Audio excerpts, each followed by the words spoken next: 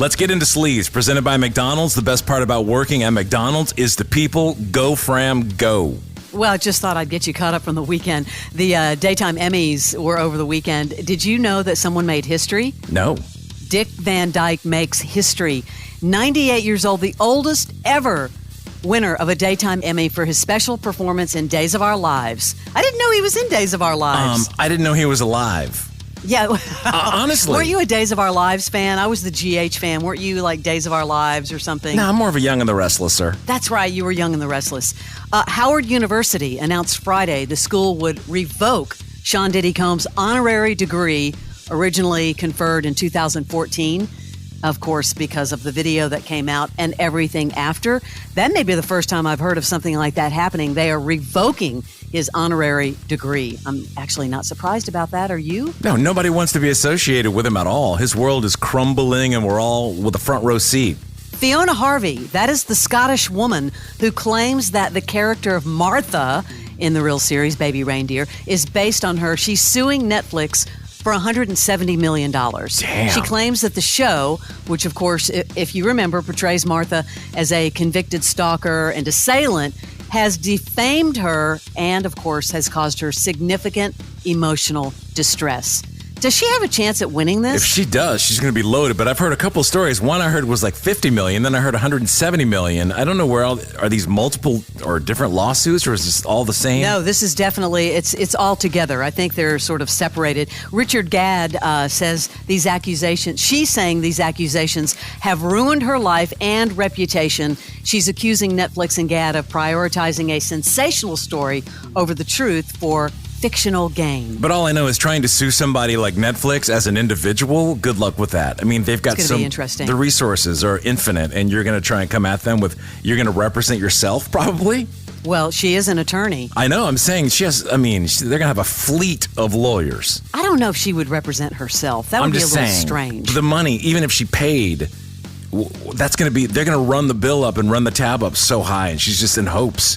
She's seeking $50 million in actual damages from the streamer, in addition to at least $50 million in compensatory damages due to mental anguish. Man. So it sort of adds up, and then she's adding $20 million for punitive damages, and then the list goes on and on. Good luck. We will see if she has a chance.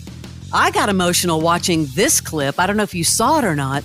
Jennifer Aniston sheds several happy tears while remembering her time on Friends 30 years after the show's premiere. Can you believe it's been 30 years? Adding that she and the cast found a family forever. Here she is having a conversation with Quinta Brunson, who is on that Variety's Actors on Actors series. It's so strange to even think that it's 30 years old, because it actually I remember the day that it was going to premiere, on television, on NBC, and me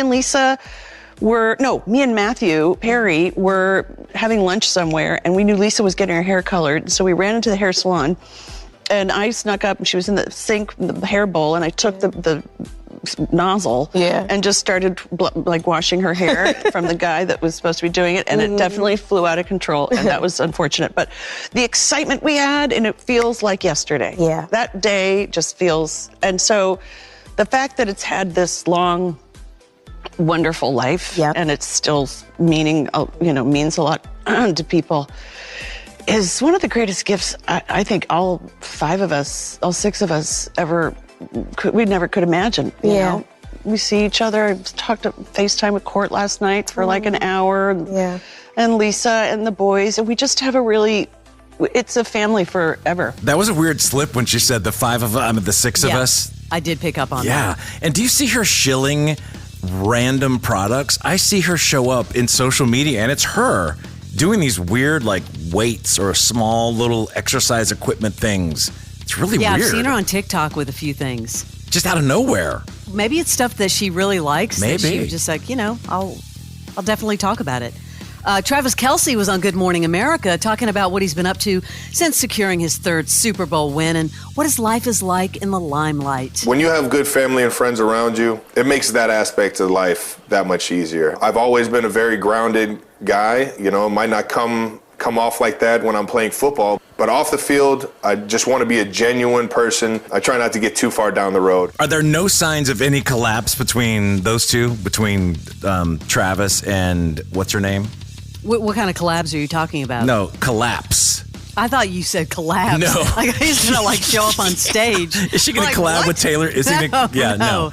Any, they're smooth. Some people, rumors are that they are saying friends are saying that they won't be shocked if they got married soon.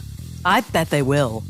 He seems like the perfect person for her because he's also in the limelight, not as much as her, but just the fact that he's so chill about it when people ask him. He's not running away from it is what I'm saying.